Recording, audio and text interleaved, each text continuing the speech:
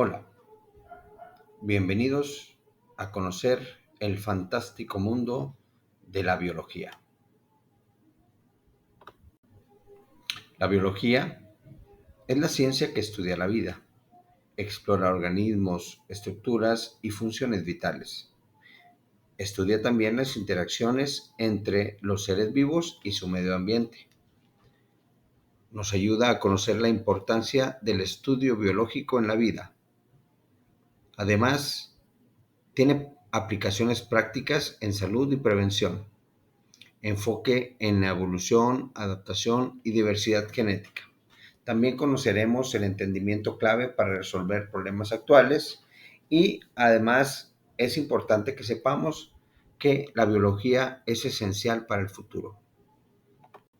En este material conoceremos una breve historia de la ciencia y la tecnología, la célula como unidad fundamental de la vida, sistemas del cuerpo humano, funciones integradas, interacciones, relaciones en ecosistemas complejos, ecosistemas, cuántos y cuáles son, cómo ayudan a la diversidad y al equilibrio natural, tiempo y cambio, evolución biológica continua, biodiversidad, importancia de la variedad genética.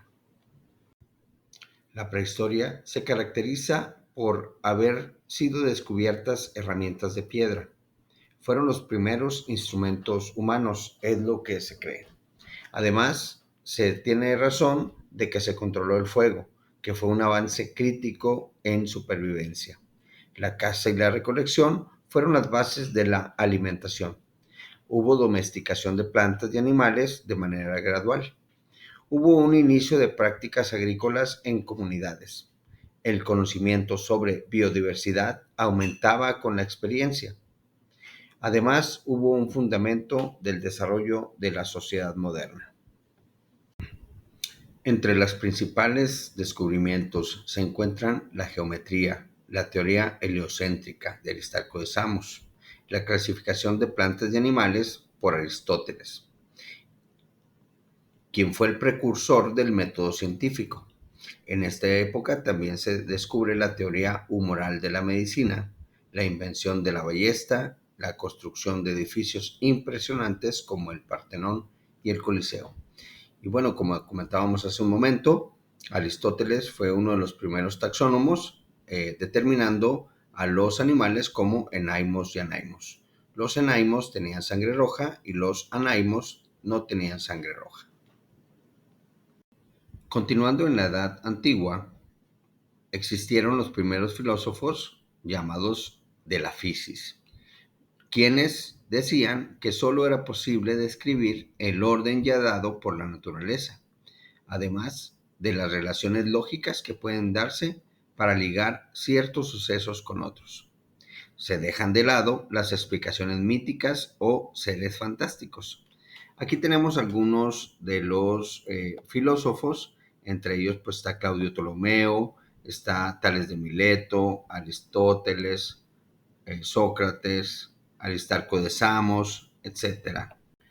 En la Edad Media se desarrolla la teoría del sistema de la circulación sanguínea de Ibn al-Nafis, la creación de la universidad y la invención de la imprenta. Además, se producen importantes avances en matemáticas, astronomía, arquitectura, óptica, química y medicina. Durante el Renacimiento, Galileo Galilei fue uno de los primeros en utilizar la observación empírica y la experimentación.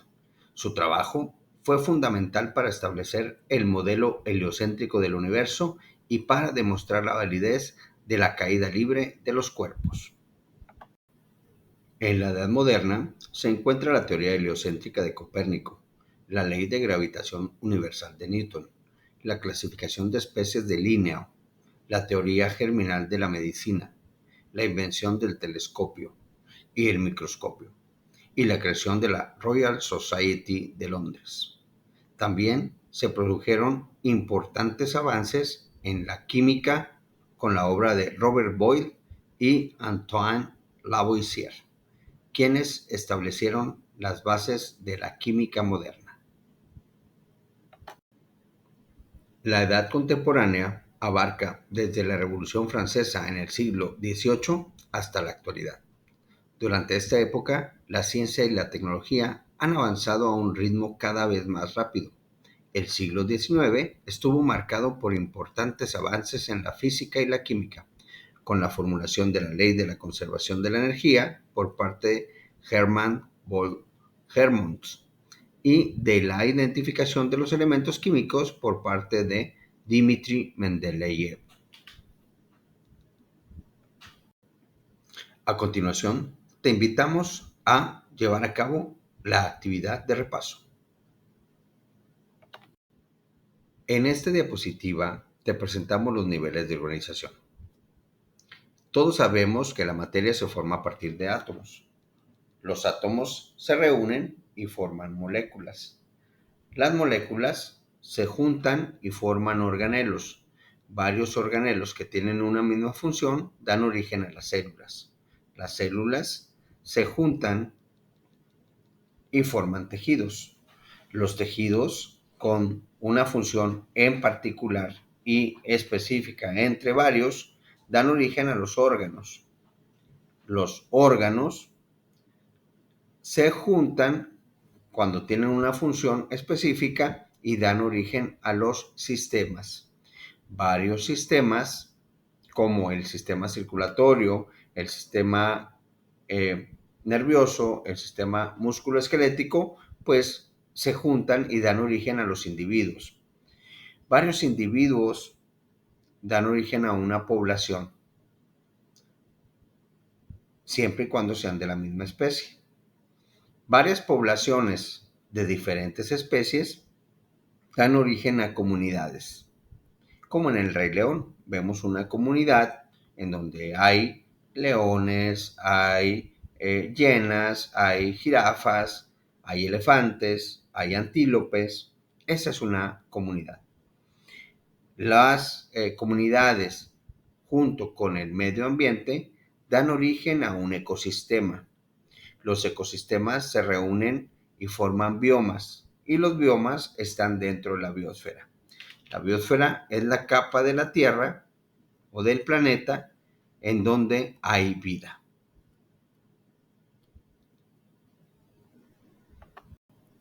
La célula es fundamental para entender la misma vida. Todos los organismos están formados por células. La célula es la unidad estructural y funcional de todos los seres vivos. Participa en procesos metabólicos vitales. Hay diferenciación entre varios tipos de células. Se divide para crecer y reproducirse y es clave en estudios de genética y evolución. Para su estudio, todas las células comparten tres características estructurales básicas. La primera es que todas las células constan de una membrana plasmática que es el límite del interior con el exterior. Contienen citoplasma, que es una mezcla conformada por un fluido gelatinoso y una diversidad de estructuras denominadas organelos. Está conformado por agua, sales y diversas moléculas orgánicas. Además, todas las células poseen material genético en forma de segmentos llamados genes, los que almacenan la información para fabricar nuevas células y todos los componentes internos. En cuanto a características de las células, todas necesitan nutrición, pues toman sustancias del medio ambiente y lo transforman mediante el metabolismo. Tienen crecimiento y multiplicación, ya que son capaces de dirigir su propia síntesis. Una sola célula crece y se divide, formando dos células idénticas a la célula original, mediante la división celular llamada mitosis o meiosis. Hay diferenciación. Las células pueden sufrir cambios de forma o función mediante un proceso llamado diferenciación celular. También tienen señalización. Las células responden a estímulos químicos y físicos, tanto del medio externo como del interior. Además, evolucionan. A diferencia de las estructuras inanimadas, los organismos unicelulares y pluricelulares evolucionan. Esto significa que hay cambios hereditarios que pueden influir en la adaptación global de la célula o del organismo superior de modo positivo o negativo. Teoría celular. Esta teoría fue postulada por Matthias Schleiden y Theodor Schwann. Ellos observaron que todos los tejidos, tanto animales como vegetales, estaban formados por células. Además, Rudolf Virchow, médico y patólogo, demostró que toda la célula procede de otra célula anterior. Aquí te presentamos los postulados de la teoría celular. Todos los seres vivos estamos conformados por células. 2. La célula es la unidad fisiológica, es decir, funcional de todo ser vivo. 3. Todas las células provienen de otra célula preexistente, con anterioridad y semejante a ella. 4. La célula contiene el material hereditario de todas sus características morfológicas y funcionales. Y hay un quinto postulado que se ha discutido, el cual dice que la enfermedad inicia en la célula. Clasificación o tipo de células. Los seres vivos tienen alguno de los dos tipos básicos de células, procariotas o eucariotas. Las células procariotas significa antes del núcleo, se encuentran solamente en bacterias y arqueas, mientras que las células eucariotas, núcleo verdadero, conforman la estructura protista, hongos, plantas y animales.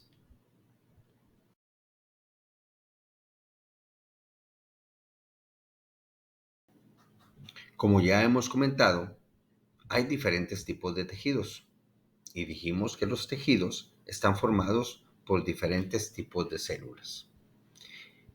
En este caso vamos a hablar de la diferenciación celular. Las células madre o troncales son células indiferenciadas que aún no han establecido un linaje celular específico, es decir, que todavía no se diferencian algún tipo de célula. La diferenciación celular es el proceso mediante el cual una célula se transforma en un tipo celular específico, adquiriendo estructuras y funciones en particular. Esta es un componente crítico del desarrollo embrionario, ya que los embriones en su etapa inicial son básicamente una masa de células indiferenciadas, a las cuales se les denomina célula madre. Te invitamos a llevar a cabo las actividades de repaso. A partir de este momento, vamos a conocer algunos sistemas del cuerpo humano. Estos son un conjunto de órganos que funcionan coordinadamente. Cada sistema cumple funciones específicas esenciales. Como ejemplos tenemos el sistema circulatorio, el digestivo, el nervioso, el respiratorio, el urinario, el genital, entre otros. Hay una interrelación necesaria para mantener la homeostasis, la cual es un equilibrio en todas las funciones del cuerpo. Además, el estudio de los sistemas nos da conocimientos de anatomía útiles en medicina. La salud del sistema influye en el bienestar general y también nos da la comprensión integral necesaria para tratamientos efectivos. Sistema nervioso. Este se encarga de coordinar las respuestas del cuerpo a estímulos externos. Junto con el sistema endocrino regulan todas las funciones del cuerpo. El sistema nervioso está compuesto por cerebro, médula espinal y nervios, lo cual pudiéramos clasificar en sistema nervioso central, que son encéfalo y médula espinal, y nervios periféricos, que en este caso, en la figura del lado derecho, podemos observar que tiene unos hilos de color azul, que vendría siendo el sistema nervioso periférico. La neurona es la unidad que transmite información vital en el sistema nervioso. Este se encarga de funciones cognitivas, motoras y sensoriales integradas. Nos ayuda a regular de manera involuntaria a través del sistema autónomo todas las funciones del cuerpo. Los cambios en el sistema pueden afectar la salud mental. Además, este sistema está protegido primeramente por hueso. El encéfalo está cubierto por el cráneo y la médula espinal está cubierta por el raquis o columna vertebral, además de las meninges y el líquido cefalorraquídeo. En esta diapositiva hablaremos del sistema nervioso autónomo, el cual está conformado por la división simpática y la división parasimpática. La división simpática se encarga de la huida o pelea, lucha o fuga. ¿Qué pasa, por ejemplo, si vemos que un perro viene detrás de nosotros con la intención de mordernos? Inmediatamente se activa un sistema de alerta y a través de los ojos llega la información al sistema nervioso, se desata una serie de respuestas a través del sistema endocrino, el cual libera adrenalina y el cual nos hace correr mucho más rápido de lo que comúnmente corremos. Una vez que huimos del animal o que peleamos con toda nuestra fuerza, por eso es el sistema de lucha o fuga, pasa el tiempo, pasa el estímulo y en un ratito más nos cansamos de más y todas las funciones se van a relajar un poco de más para volver otra vez a estabilizarse. Esto está dado por el sistema nervioso parasimpático. El sistema endocrino está formado por glándulas que fabrican hormonas. Las hormonas son mensajeros químicos del organismo. Estas transportan información e instrucciones de un conjunto de células a otro. Lo hacen a través de la sangre. Las hormonas ayudan a controlar el estado de ánimo, el crecimiento y el desarrollo, la forma en que funcionan los órganos, el metabolismo y la reproducción. El sistema endocrino regula qué cantidad se libera de cada una de las hormonas.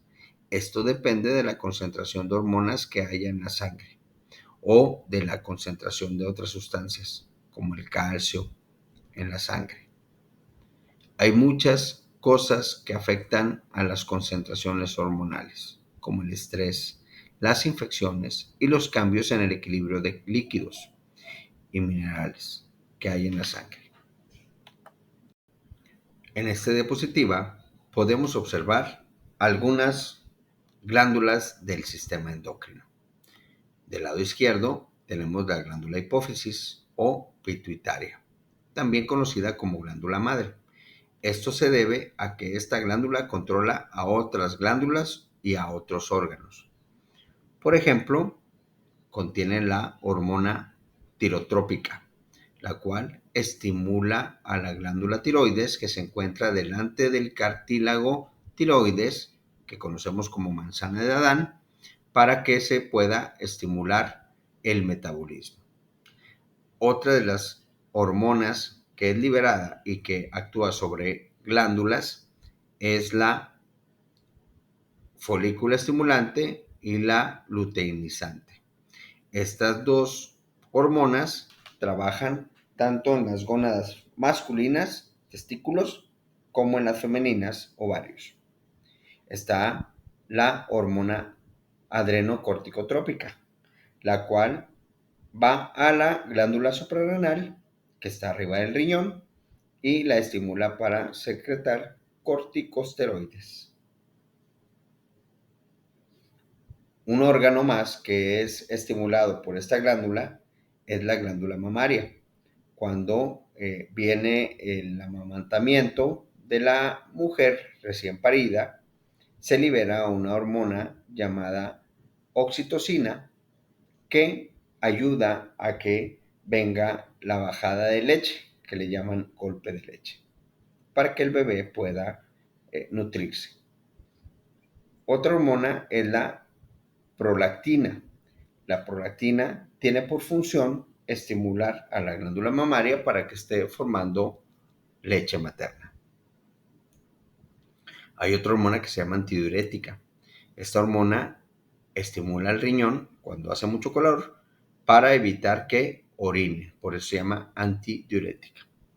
Está la hormona del crecimiento que estimula músculos y huesos para crecer. Y la oxitocina, que ya habíamos platicado de ella, también en el útero que está a punto de dar a luz, estimula las contracciones musculares del útero para que el niño pueda salir a través del canal de parto. Del lado derecho vemos algunas otras glándulas endocrinas, como es la glándula tiroides, la glándula paratiroides, las glándulas suprarrenales, los ovarios, los testículos.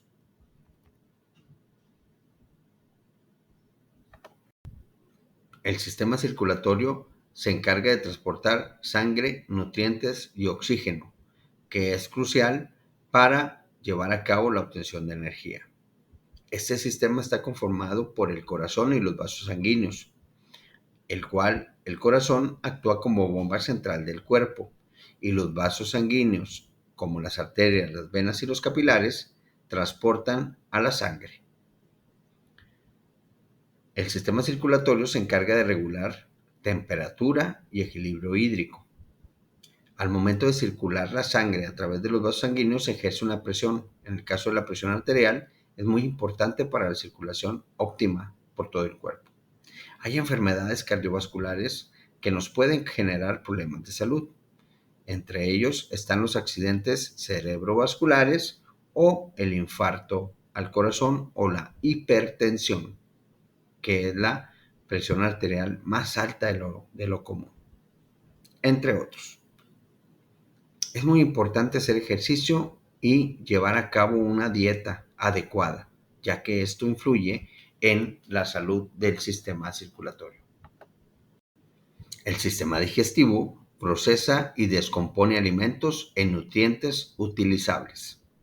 Comprende desde la boca, pasa por la faringe, el esófago, el estómago, intestino delgado e intestino grueso.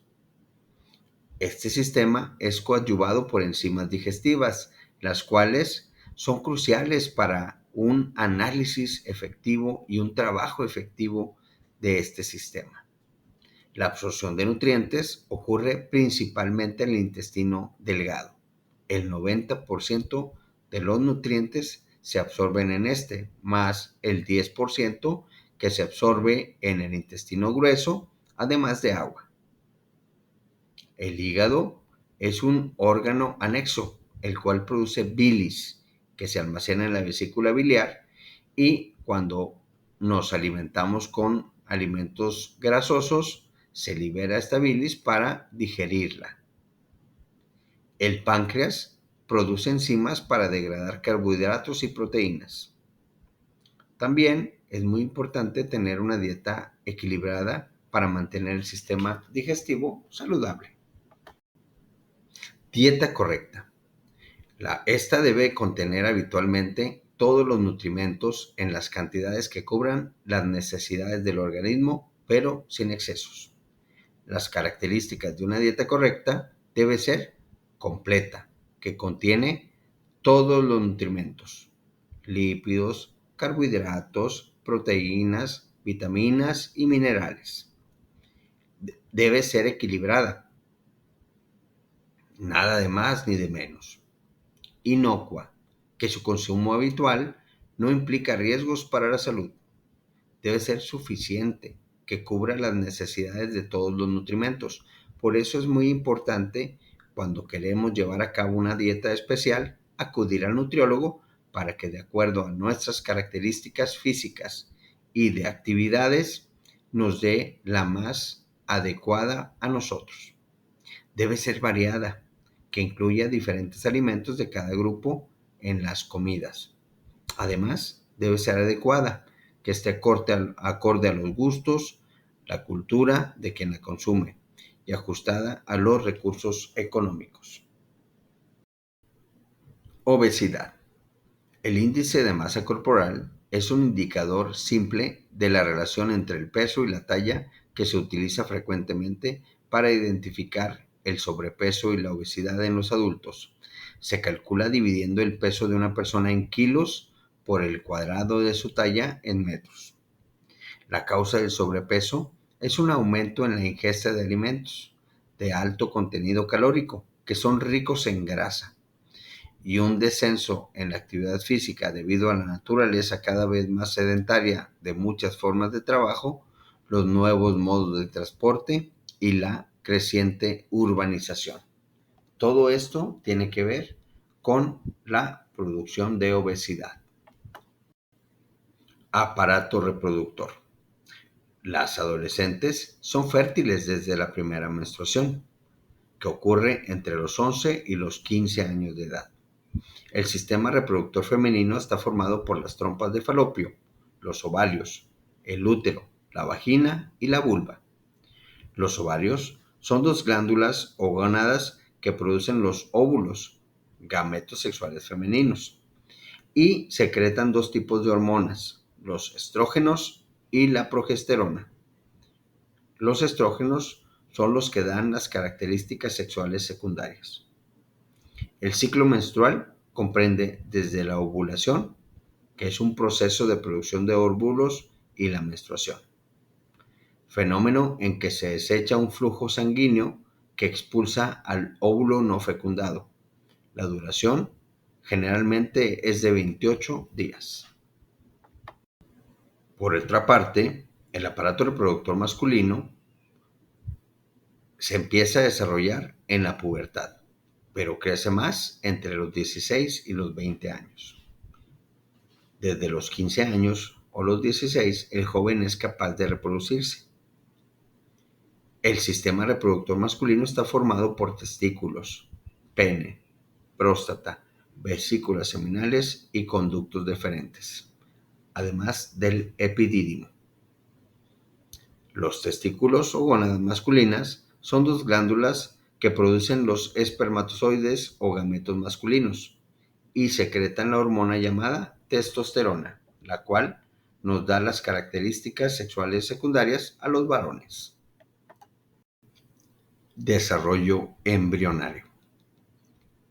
El cigoto se da entre 16 y 18 horas después de la inseminación.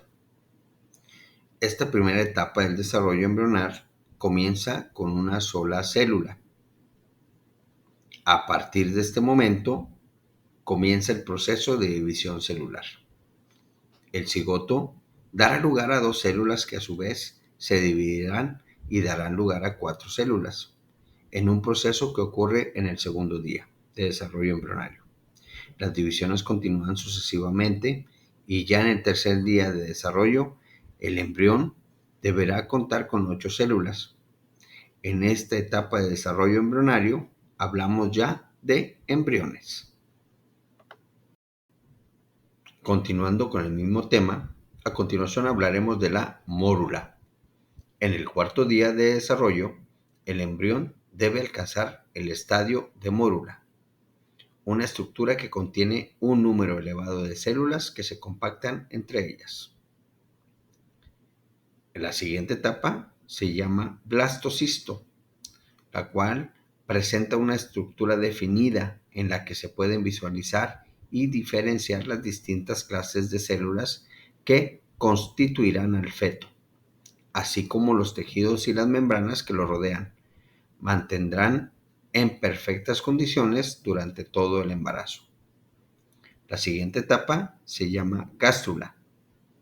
En esta etapa, las células del embrión en desarrollo comienzan a organizarse en capas distintas, lo que dará origen a la formación de diferentes tejidos y órganos. Este proceso es esencial para el desarrollo de estructuras anatómicas y funcionales en el embrión. La siguiente etapa se llama embrión. El desarrollo embrionario es una etapa crucial en el crecimiento de un nuevo ser humano. Esta fase comienza después de la implantación del blastocisto en el útero, alrededor de la segunda semana después de la fecundación, y se extiende hasta aproximadamente la 10ª semana de embarazo. Por último, vamos con la etapa de feto. Esta es la etapa posterior al desarrollo embrionario y abarca desde la 11ª semana de embarazo hasta el nacimiento. Durante esta fase, el feto continúa creciendo y madurando, y sus órganos y sistemas corporales se perfeccionan y se preparan para funcionar fuera del útero materno. A continuación veremos los métodos anticonceptivos. Estos son las diferentes maneras que existen para evitar la fecundación del óvulo por el espermatozoide. Estos métodos se clasifican en naturales, mecánicos, químicos y quirúrgicos. Entre los naturales encontramos el método del ritmo, el método Billings y la temperatura basal. Dentro de los químicos encontramos las cremas, las jaleas, las espumas, los óvulos, las píldoras y las inyecciones. Los mecánicos, el más conocido es el condón o preservativo, que puede ser masculino o femenino, el diafragma y el dispositivo intrauterino. Y por último tenemos a los quirúrgicos, los cuales son vasectomía y salpingoclasia. Recordemos que los métodos anticonceptivos son para evitar el embarazo, no son para prevenir enfermedades de transmisión sexual. Infecciones de transmisión sexual. La enfermedad de transmisión sexual es aquella que generalmente se contrae al tener relaciones sexuales con una persona infectada. En algunas ocasiones, este tipo de enfermedades puede transmitirse por vía no sexual, como en el caso del SIDA, que se puede contagiar por transfusión sanguínea o a través de la leche materna. Las enfermedades de transmisión sexual más comunes en el ser humano son la sífilis, la gonorrea o blenorragia, el herpes y el SIDA. Y en esta diapositiva te presentamos algunas imágenes que representan a estas enfermedades. Prevención de enfermedades de transmisión sexual. Algunas medidas para evitar estas enfermedades son las siguientes. Educación sexual, es decir, difundir información responsable y completa sobre este tipo de enfermedades y sus consecuencias. La higiene juega un papel muy importante en la prevención de este tipo de enfermedades. El uso de algunos preservativos como el condón durante el acto sexual nos ayuda a protegernos, pero no es 100% eficaz. Efectuar análisis clínicos periódicos ante la presencia de alguna lesión en la piel o mucosa en los genitales externos. Se debe acudir al médico para diagnóstico y tratamiento adecuado. Las drogas y sus efectos. Drogas psicotrópicas son compuestos naturales, semisintéticos o sintéticos que actúan sobre el sistema nervioso, alterando las funciones que regulan pensamientos, emociones y comportamientos. Clasificación por efectos. Hay drogas depresoras que suprimen o inhiben o reducen algunas funciones del sistema nervioso central, también conocidos como sedantes o tranquilizantes. Por ejemplo, el alcohol, la cannabis o marihuana, el analgésico, los inhalables, las benzodiazepinas, los opiáceos y análogos como el fentanilo. Hay drogas estimulantes, las cuales activan, potencian o aumentan la actividad del sistema nervioso central. Frecuencia cardíaca, respiración, presión arterial, líbido, pero también reducen el apetito. Por ejemplo, la cafeína, la nicotina, la cocaína y las metanfetaminas. Otras drogas son los alucinógenos, que inducen alteraciones de la percepción del pensamiento, producen alteraciones en la memoria y la orientación, provocan alucinaciones visuales, auditivas y táctiles.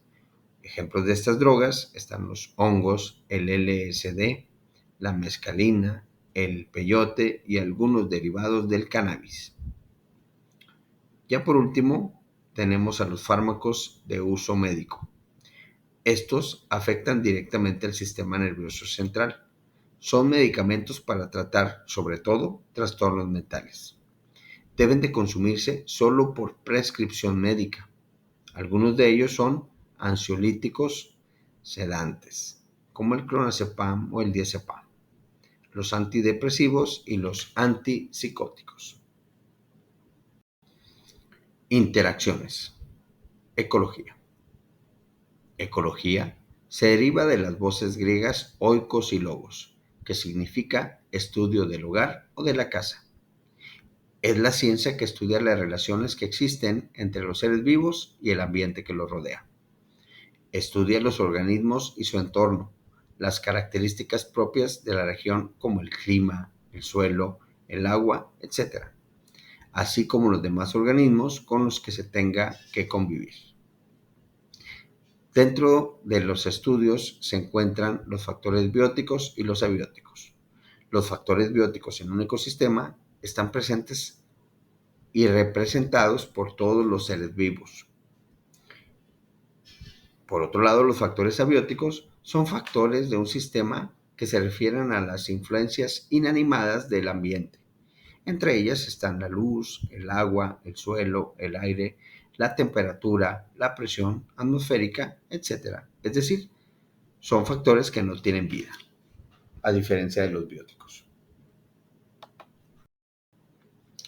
Tipos de interacciones. En un ecosistema encontramos productores y consumidores. Los productores son las plantas. Los consumidores son los que consumen a otros organismos. Por ejemplo, los carnívoros, los herbívoros y los omnívoros. Entre las interacciones de especies encontramos el comensalismo, en el cual una especie se beneficia de otra. En el parasitismo, el organismo se beneficia a expensas de otro. Por ejemplo, la pulga o la garrapata. La simbiosis es la relación en que ambas especies se benefician de manera mutua.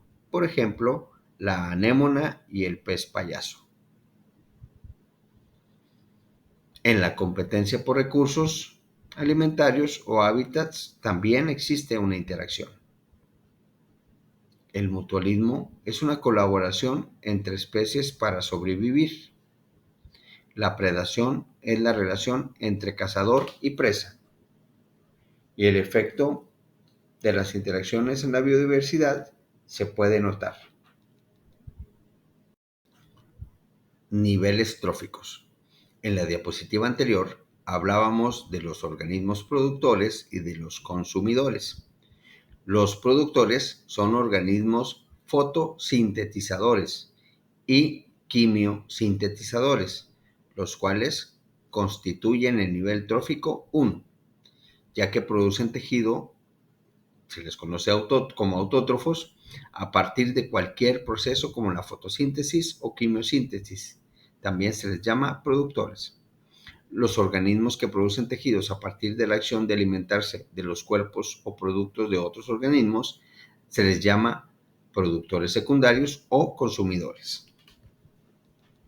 Aquí vemos un ejemplo de lo que viene siendo del lado izquierdo una cadena alimenticia. En el caso tenemos la planta, tenemos a un conejo que consume a la planta, es herbívoro, es un consumidor primario. Este conejo es consumido o puede ser consumido por un consumidor secundario, que es la víbora, que está representado por la víbora, y la víbora es consumida por el águila o el halcón, que se llama o se denomina consumidor terciario.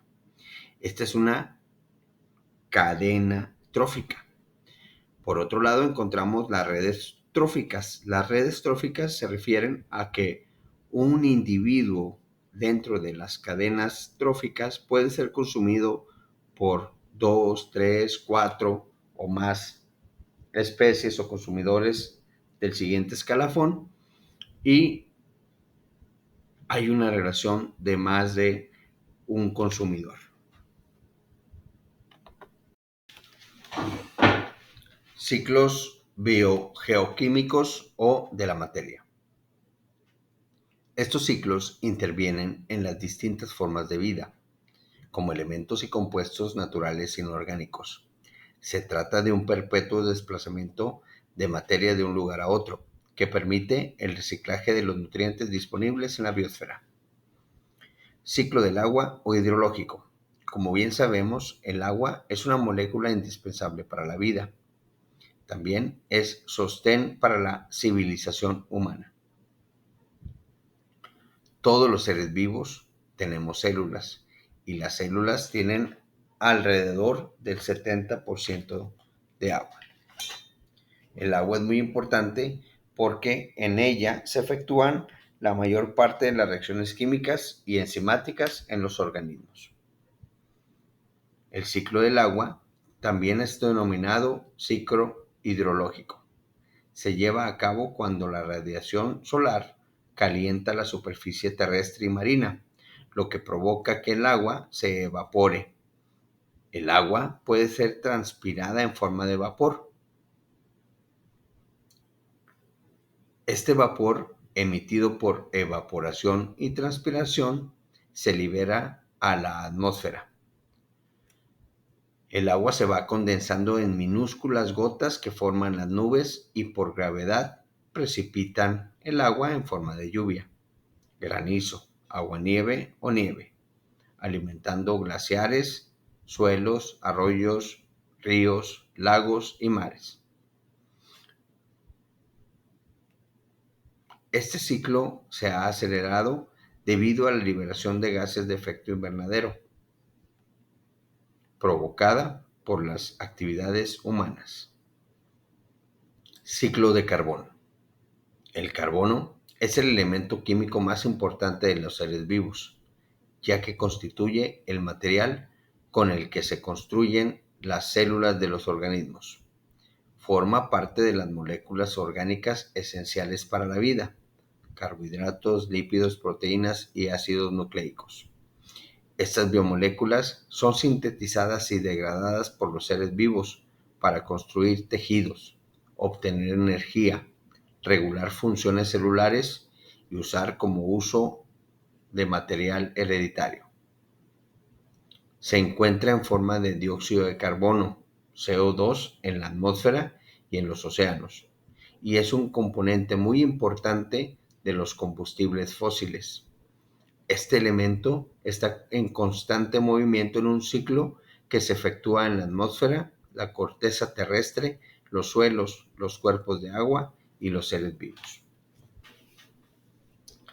Este ciclo se desarrolla en dos fases: la geológica, que tarda millones de años en completarse, y la biológica, que puede llevarse a cabo en un periodo de días o miles de años. Ciclo del nitrógeno. El nitrógeno es un constituyente esencial de moléculas muy importantes para los seres vivos, como son las proteínas, el DNA, el RNA y la clorofila. Su disponibilidad para los productores primarios y los consumidores primarios es muy baja. La mayor parte se encuentra almacenado en la atmósfera, donde representa el 78.1% del volumen. Lamentablemente, el nitrógeno se encuentra ahí en forma de gas molecular, por lo que no puede ser absorbido por los organismos autótrofos. El nitrógeno, gracias a los rayos,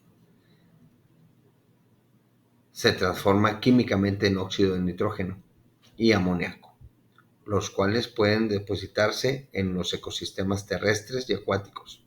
En el caso del amoníaco, puede ser capturado por los productores primarios para formar tejidos y de ahí incorporado a la cadena trófica. La liberación de nitrógeno se hace a través de flatulencias y eructos y de las aminas a partir de la descomposición de las heces. Otras fuentes de emisión de estos dos compuestos son la quema de combustibles fósiles, incendios, destrucción de la vegetación, actividades industriales, liberación de aguas residuales y uso de fertilizantes. El nitrógeno molecular atmosférico también puede convertirse en amoníaco mediante la fijación de nitrógeno llevada a cabo por bacterias marinas y terrestres, así como por fijación industrial. Se produce amoníaco, el cual, mediante acción microbiana, puede convertirse en nitratos, en un proceso llamado nitrificación, que es la oxidación biológica del amonio a nitrato por microorganismos aerobios que usan el oxígeno molecular. Los óxidos de nitrógeno, los nitratos y el amoníaco pueden devolverse a la atmósfera en forma de nitrógeno molecular mediante el proceso de desnitrificación, llevado a cabo también por bacterias, cerrándose así el ciclo. Equilibrio ecológico. El equilibrio ecológico se produce cuando hay armonía y estabilidad entre los seres vivos y el medio en que lo habitan. Hay 5 hábitos ciudadanos que ayudan a conservar el medio ambiente: el consumo responsable de agua, la cultura del reciclaje, el uso racional de la energía, el uso de transporte sostenible y la agricultura urbana.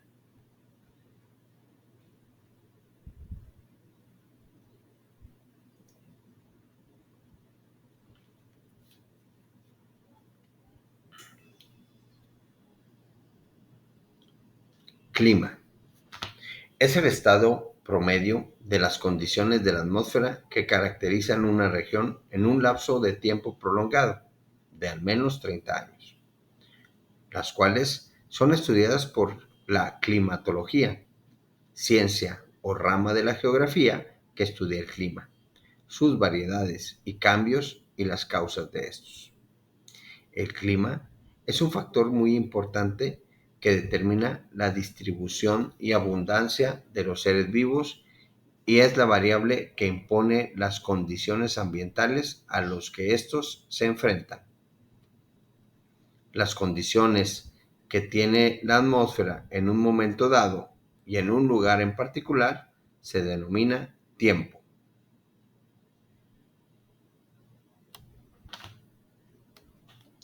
Un elemento del clima es equivalente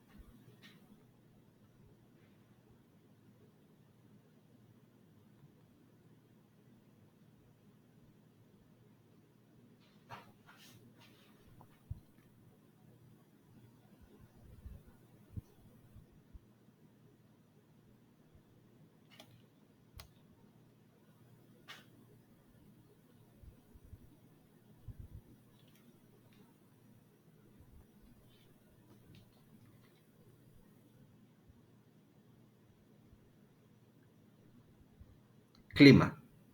Es el estado promedio de las condiciones de la atmósfera que caracterizan una región en un lapso de tiempo prolongado, de al menos 30 años, los cuales son estudiados por la climatología, ciencia o rama de la geografía que estudia el clima, sus variedades y cambios, y las causas de estos.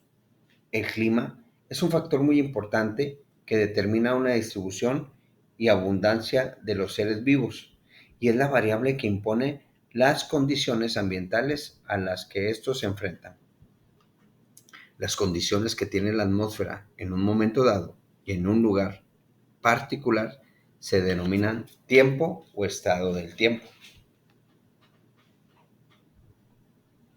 Un elemento del clima es cualquier variable física que se le puede medir a la atmósfera, entre los que se cuentan los elementos termodinámicos como temperatura, radiación solar, presión atmosférica, viento, y los elementos acuosos, precipitación, humedad relativa y nubosidad.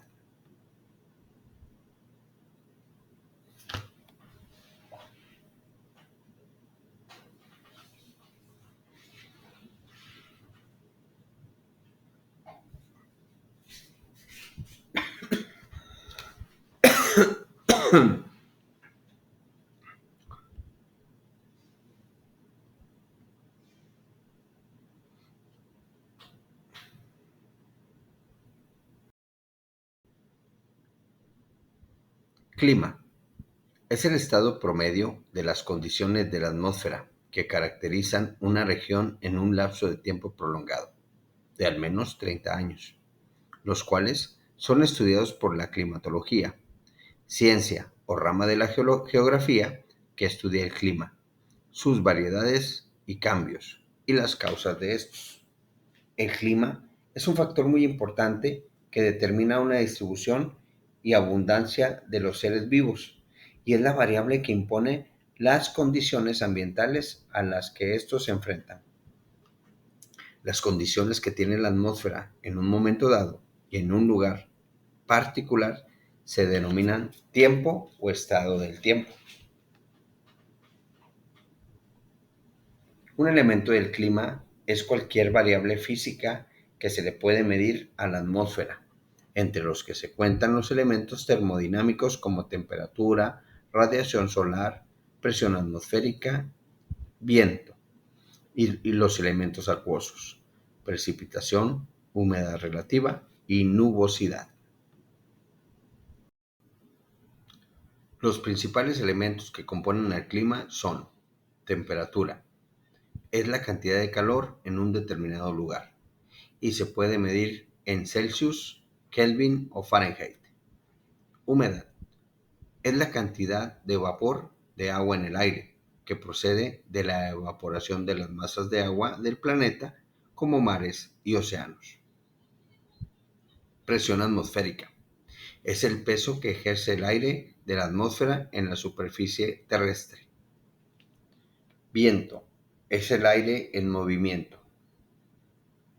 Precipitación es el agua que está suspendida en la atmósfera en forma de vapor y luego se condensa y cae hacia la superficie terrestre en forma de lluvia, nieve o granizo. Nubosidad es la formación de nubes por la presencia de humedad en la atmósfera. Existen tres grandes tipos de nubes: los cúmulos, que se forman en altura y suelen ser indicador de mal tiempo; los estratos, que son nubes alargadas y altas; y los cirros, que son nubes blancas y de aspecto fibroso o algodonoso. Dentro de los factores que condicionan el clima existen la latitud. A medida que la distancia al ecuador y la latitud aumentan, la temperatura tiende a descender. Por eso, las zonas polares son las más frías. Altitud. A medida que aumenta la altitud, la temperatura tiende a descender progresivamente. A su vez, la presión atmosférica y la disponibilidad de aire en la atmósfera también tienden a descender con la altura. Distancia al mar. A medida que aumenta la distancia al mar o a grandes cuerpos de agua, la amplitud térmica aumenta. Esto significa que la diferencia entre la temperatura mínima y máxima de un lugar es mayor. Centros de presión. Los lugares en los que la atmósfera tiene mayor presión atmosférica suelen tener temperaturas más bajas. Por el contrario, los lugares de menor presión atmosférica suelen ser más cálidos. Corrientes marinas. Las corrientes marinas tienen la capacidad de modificar sensiblemente las condiciones climáticas continentales. Estas corrientes pueden ser frías o cálidas y pueden generar un aumento o disminución tanto en las temperaturas como de las lluvias en las zonas costeras y continentales. Ecosistemas. Un ecosistema describe a todas las comunidades y el ambiente que los rodea en un área determinada. Una comunidad funciona con la intervención entre las partes vivientes y no vivientes de un ecosistema. Los ecosistemas pueden ser divididos por estudio en dos grandes grupos, los acuáticos y los terrestres. Los ecosistemas acuáticos son los más grandes de nuestro planeta. Están conformados por los océanos, lagos, lagunas y ríos. Los ecosistemas terrestres están representados por los desiertos, bosques, selvas, entre otros. Dentro de los ecosistemas terrestres tenemos a la estepa, al desierto, con lluvias muy esporádicas, suelo arenoso, pedregoso y rocoso. La tundra, que tiene un clima muy frío. La selva, que tiene gran cantidad de lluvias. Los bosques templados, que se clasifican en bosques caduciformes y bosques de coníferas.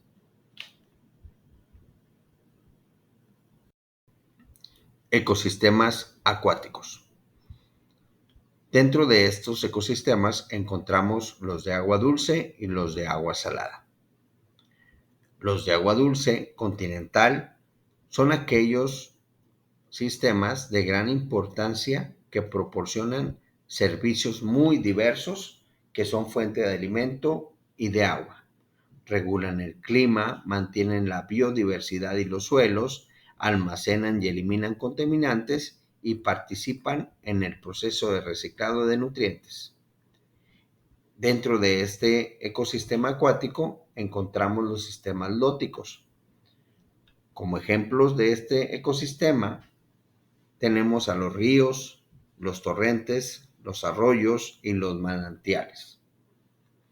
Dentro del sistema léntico, como ejemplo, tenemos lagunas, lagos, charcas, estanques, ciénagas, pantanos, humedales y estuarios. Por otro lado, tenemos los ecosistemas de agua salada. Los mares y los océanos son los principales ecosistemas de agua salada. Los océanos son grandes masas de agua salada que separan los continentes. Existen 3 grandes océanos, el Atlántico, el Índico y el Pacífico, y 2 menores, el Ártico y el Antártico. Mientras que los mares son también masas de agua salada, pero de menor tamaño. Existen multitud de mares en todo el mundo, como el Mar Caribe, Mar de Cortés, Mar del Norte, etc. En este tipo de ambientes son aspectos como las mareas, las olas, las corrientes frías y cálidas, la salinidad, la temperatura o la intensidad luminosa las que determinan la vida. Estos factores influyen en la disponibilidad de nutrientes, el comportamiento, desarrollo e interrelaciones entre los seres vivos. Se pueden diferenciar varias zonas dentro de los ecosistemas acuáticos, según distintos criterios como la proximidad a las costas, la profundidad, según la presencia de luz. Teniendo en cuenta la profundidad, según la luz, diferenciamos en zona fótica de los mares y océanos. Es una zona oceánica iluminada y comprende hasta aproximadamente 200 metros de profundidad. Esta está dividida a su vez en región eufótica, que es la zona más iluminada, y la zona disfótica, que es una región menos iluminada. En esta región habitan ciertas algas que pueden realizar fotosíntesis. Ahora pasamos a tiempo y cambio. La evolución es un proceso donde ocurren modificaciones en el contenido genético de una especie de una generación a la siguiente como consecuencia de la selección natural, la mutación y la recombinación de genes. Ideas preevolucionistas. Existen dos teorías sobre el origen de las especies: las teorías fijistas y las teorías evolucionistas. Las teorías fijistas afirman que no hay un proceso de cambio y que el número de especies en la Tierra siempre ha permanecido igual e invariable desde que fueron creadas. En cambio, en la teoría evolucionista afirma que la característica de los seres vivos ha cambiado constantemente y que ese cambio es la causa de la gran diversidad de flora y fauna en la Tierra. Las dos teorías evolutivas más importantes son la de Lamarck y la de Darwin. Aunque durante mucho tiempo la más aceptada ha sido la de Darwin, fue Lamarck el que sentó las bases para la teoría de Darwin. Lamarck afirma que las especies provienen unas de otras mediante sucesivos cambios. Usó el ejemplo de la jirafa para explicar el mecanismo de la evolución. Lamarck creía que los cambios desarrollados por los organismos se heredaban a los hijos. Llamó a esta hipótesis la herencia de los caracteres adquiridos. En este caso, las jirafas adquirían cuellos y patas más largas hasta llegar a su tamaño actual. En la actualidad, se ha comprobado que la teoría de Lamarck es errónea, que la función no crea al órgano y que los caracteres adquiridos no se transmiten a su descendencia. Darwin, en su teoría de la selección natural, plantea que todos los seres vivos evolucionan de manera constante mediante procesos de selección natural. Es decir, el medio determina cuáles son los organismos capaces de sobrevivir y perpetuarse. La causa principal de la evolución de los seres vivos se debe a la variedad en la descendencia y a la selección natural. La variabilidad ocurre cuando en una especie se presentan diferentes variedades de seres o individuos. Al ocurrir la reproducción sexual en plantas y animales de una especie o población, se forman nuevas combinaciones de genes que desarrollan nuevos rasgos como el color de la piel, el tamaño, la forma, etc. A estos cambios se les llama variaciones heredadas. La mutación es un cambio brusco que es hereditario, que se produce por la alteración de los genes y da origen a la variabilidad en los nuevos seres. La selección natural es el proceso de supervivencia de los organismos cuya variabilidad los hace más aptos para vivir en un medio en particular. Biodiversidad, un producto de millones de años de evolución. La variedad de seres vivos en una región específica depende del medio ambiente que contiene y ofrece.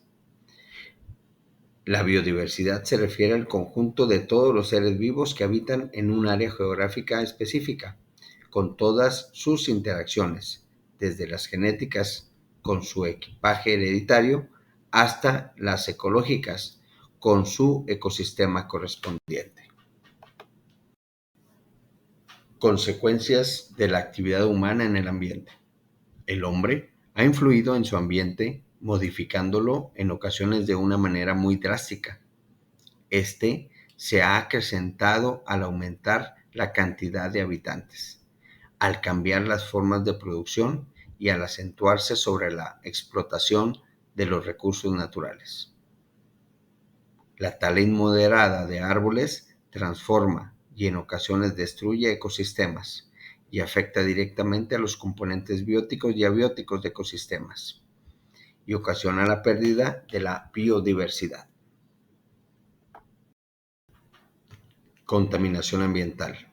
La contaminación es un cambio indeseable en el aire, agua, suelo y alimentos, que no solo ocasiona serios trastornos en la salud de las personas y en la vida de los animales, sino que deteriora nuestro ambiente. Los contaminantes pueden ser de dos tipos: contaminantes biodegradables, papel, restos vegetales y animales, telas, aguas negras; contaminantes no degradables, insecticidas, fertilizantes, detergentes, plásticos, plomo, mercurio, etc. Contaminación del agua. Este recurso se contamina fácilmente como consecuencia de la actividad humana, ya sea por desechos industriales o por desechos humanos. Algunos ejemplos de desechos industriales son el plomo, el mercurio, el cadmio, el petróleo. Los desechos urbanos son aquellos que provienen de ciudades, así como los pesticidas, basuras, desechos de las cañerías y drenaje. Contaminación del suelo. Esta contaminación se debe principalmente al uso de fertilizantes artificiales, plaguicidas y herbicidas para elevar la producción agrícola. El aire se contamina principalmente por las diferentes combustiones de algunos combustibles y sus derivados, realizados por las industrias y los vehículos principalmente. Acciones para prevenir problemas ambientales. Para prevenir problemas ambientales se debe hacer cambios muy drásticos a nivel industrial, urbano y educativo, con la finalidad de que la mayoría de las personas conozcan y apliquen en su vida diaria los principios de una cultura ecológica con el enfoque de desarrollo sustentable.